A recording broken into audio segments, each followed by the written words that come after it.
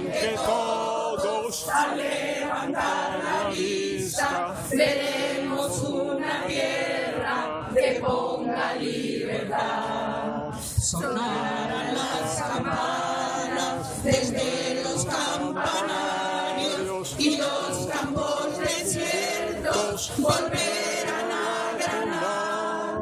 Unas espigas altas dispuestas para el pan, para un pan que en los siglos nunca fue repartido entre todos aquellos que hicieron lo posible por empujar la historia hacia la libertad.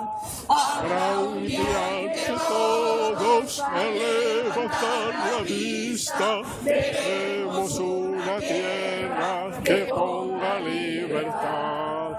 También será posible que esa hermosa mañana ni tú, ni yo, ni el otro la lleguemos a ver, pero habrá que forzarla para que pueda ser, que sea como un viento que arranque los matojos, surgiendo la verdad y limpie los caminos de siglos de destrozo contra la libertad.